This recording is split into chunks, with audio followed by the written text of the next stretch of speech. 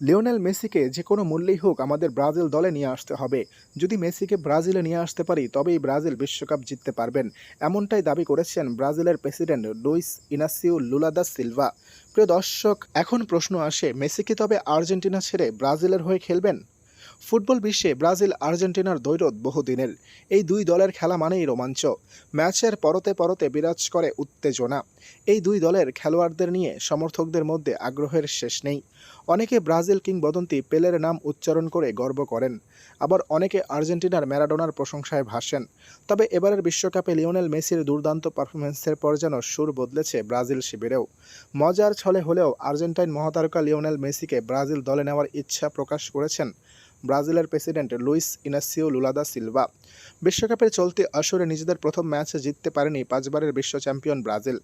তারপরেই সাংবাদিকদের প্রশ্নের জবাবে ব্রাজিলের প্রেসিডেন্ট মেসিকে দলে নেওয়ার আগ্রহ প্রকাশ করেন। ব্রাজিল হোঁচট খেলেও আর্জেন্টিনা জয় দিয়েই বিশ্বকাপ মিশন শুরু করেছে। এ নিয়ে ব্রাজিলের প্রেসিডেন্ট হাসতে হাসতে বলেন, আমি ভাবছি মেসিকে ব্রাজিল দলে নেওয়া যায় কিনা। যদি মেসিকে নিতে পারি তবেই হয়তো ব্রাজিল দলটা বিশ্বকাপ জিতবে।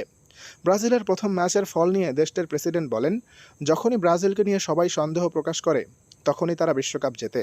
দেখা যাক এবার কি হয়। প্রিয় দর্শক, ব্রাজিলের প্রেসিডেন্ট লুইস ইনাসিও লুলা দা সিলভার মতো আপনারও কি তাই মনে হয়? মেসিকে যদি ব্রাজিল দলে ভেড়ানো হয় তবে কি ব্রাজিল বিশ্বকাপ জিতবে? এছাড়া কি ব্রাজিল বিশ্বকাপ জিততে পারবে না? সেটা অবশ্যই কমেন্ট করে জানিয়ে যাবেন। ধন্যবাদ সবাইকে।